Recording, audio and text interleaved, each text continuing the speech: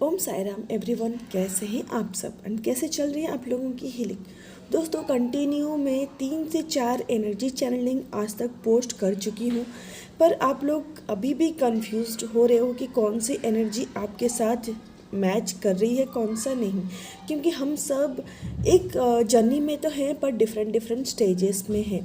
पर ये जर्नी हर किसी के लिए सेम नहीं होती है। हर किसी की स्टोरी अलग होती है, हर किसी का कर्मा अलग होता है। According to their story and their कर्मा, उन लोगों की जो जर्नी होती है ना, वो अलग होती है। ऐसे में हम लोगों को खुद के ब्लॉकेजेस के बारे में जानना काफ़ी डिफ़िकल्ट हो जाता है। सो दोस्तों, यहाँ पे मैं आप लोगों को इसी रिलेटेड कुछ क्लैरिटी देने वाली हूँ कि आपको कैसे पता चलेगा कि कौन सी एनर्जी आपके साथ मैच कर रही है। तो वीडियो स्टार्ट करने से पहले मैं आप लोगों से ये रिक्वेस्ट करूँगी कि प्लीज़ वीडियो को एक लाइक ज़रूर कर दिया करिए एंड चैनल को सब्सक्राइब जरूर कर दीजिए।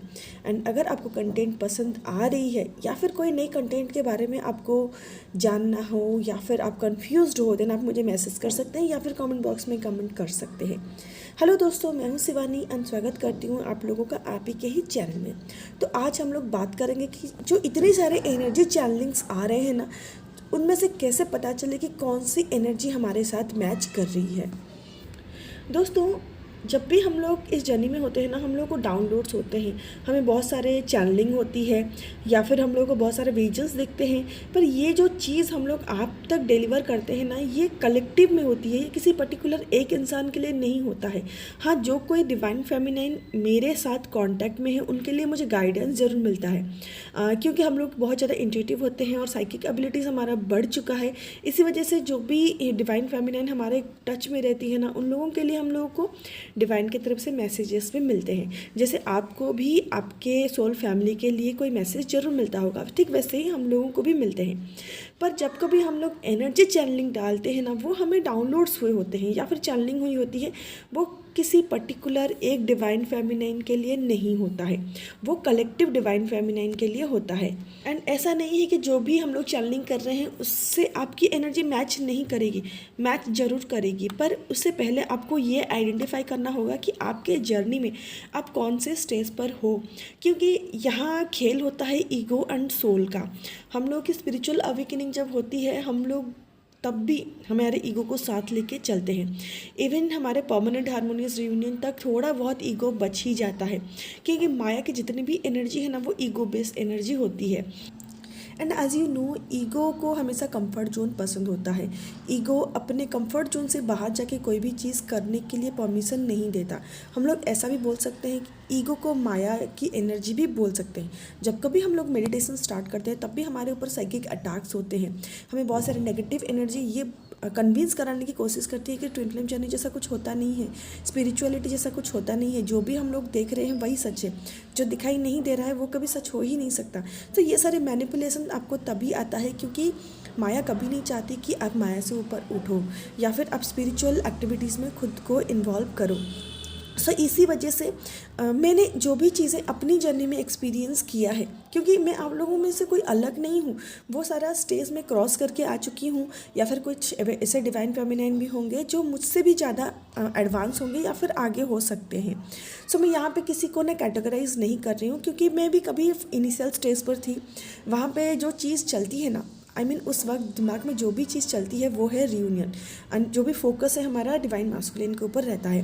हमें हमेशा लगता है कि हाँ, जैसे कि मैंने बोला कि अगर आपको 111 दिख रहे हैं या फिर 1111 दिख रहे हैं, देन ये आपका रियूनियन का नंबर है। पर दोस्तों, ये रियूनियन का एक पर्टिकुलर स्टेज होता है। पर जब हम कभी इनिशियल स्टेज में भी होते हैं ना, तब भी अगर हमें 11 की सिंक्रोनिसिटीज़ या फिर 1111 की सिंक्रोनिसिटीज़ दिख रहा होता है, तो हमारा ईगो हमें बोलता है कि नहीं, अब तो तुम्हें इनर वर्क करना बंद कर देना चाहिए, क्योंकि ये तो तुम्हारा रियूनियन का स्टेज है। या फिर हमारे अंदर ना खुद ब खुद एक एक्सपेक्टेशंस आ जाती है कि हम लोग अपने रियूनियन तक पहुँच गए हैं। पर एक्चुअली रियूनियन कभी ऑब्सेशन एनर्जी में नहीं होता है। ये मैं फॉर एग्जांपल बता रही हूँ। फॉर एग्जांपल मैं अनदर चीज़ आपको बता रही हूँ। जैसे कि अगर मैंने आपको बोला कि अगर आपको 555 दिख रहा है, इसका मतलब आपके डिवाइन मस्कुलिन की स्पिरिचुअल अवेकनिंग स्टार्ट हो चुकी है या फिर ट्रिगर हो चुकी है। पर दोस्तों, अगर आप इनिशियल स्टेज में हैं एंड आपको 555 दिख रहा है, इसका मतलब ये बिल्कुल नहीं है कि आपके डिवाइन मस्कुलिन की अवेकनिंग स्टार्ट हो चुकी है। एंड अगर आप मिड जर्नी में ही हैं, देन जरूरी नहीं है कि 555 देखने का मतलब आपके डिवाइन डिवाइन मैस्कुलिन की अवेकनिंग स्टार्ट हो चुकी है। एंड दोस्तों, जैसे कि आप सबको पता है, जो एंजल नंबर 555 होता है ना, ये हमारे लाइफ के छोटे मोटे या फिर बड़े या फिर मेजर चेंजेस को दर्शाता है। एंड अगर आप जर्नी में हैं, एंजल नंबर देखना आपको स्वाभाविक है, क्योंकि अगर आपके लाइफ में छोटे मोटे चेंजेस भी आएंगे तब भी आपको 555 दिखेंगे, कुछ बड़े चेंजेस आएंगे तब भी आपको 555 दिखेंगे, आपके डिवाइन मास्कुलिन के लाइफ में अगर कुछ चेंजेस आ रहे हैं तब भी आपको 555 दिखेंगे, क्योंकि आप दोनों सेम कॉन्शियसनेस हो, सेम सोल हो, एक ही सोल के दो ही ब्लू प्रिंट हो आप लोग। सो इसी वजह से आप अपने जर्नी में कहाँ पे हो उसको आइडेंटिफाई करना बहुत ज़रूरी है। ये आप तब कर पाओगे जब आप ऑथेंटिक सेल्फ से, यानी कि सोल सेल्फ से ऑपरेट करना सीख जाओगे। यहाँ पे मैं आप लोगों को ना अपना एग्जाम्पल देख के आपको बता रही हूँ। जैसे कि स्टार्टिंग ऑफ द जर्नी में मैं थी एंड इनर वर्क कर रही थी, तब भी वहाँ पे जैसे ही रियूनियन की चैनलिंग होती थी या फिर डीएम कांटेक्ट करेंगे, ऐसा कुछ चैनलिंग होती थी ना, एंड एंजल नंबर भी मुझे वही दिखते थे जैसे चैनलिंग में बताया जाता था। पर चीज़ें अगर उसी अकॉर्डिंग नहीं होती थी ना, मेरे दिमाग में एक सवाल आता था कि नहीं, ये चैनलिंग में जो बोल रहे हैं वो तो गलत है, इन्होंने जो एंजल नंबर बोला था मुझे तो वही दिख रहे हैं, पर चीज़ें ऐसे क्यों नहीं हो रही है जैसा मैम ने बोला था। ऑब्वियस सी बात है, हम लोग ह्यूमन हैं एंड हमारे अंदर एक ह्यूमन ब्रेन है, हम लोग ऑब्वियसली यही सोचेंगे कि ये चैनल वाले झूठ बोल रहे हैं। पर दोस्तों, जब मैं आगे बढ़ के आई हूँ ना, जब पीछे मुड़ के देखती हूँ तब समझ में आता है कि नहीं, एक्चुअली में वो चैनलिंग मेरे लिए थी ही नहीं, क्योंकि वो स्टेज तक मैं पहुंची ही नहीं थी। एंड ये तब समझ में आता है जब हम लोग सोल सेल्फ से ऑपरेट करते हैं एंड अपने ईगो से ऑपरेट करना छोड़ देते हैं। एग्जैक्टली वैसे ही जब तक हम लोग मिड जर्नी में पहुंचते हैं तब भी हम लोग खुद को एक चैनलिंग के साथ ज़बरदस्ती फिट करने की कोशिश करते हैं, या फिर कोई एनर्जी के साथ ज़बरदस्ती फिट करने की कोशिश करते हैं।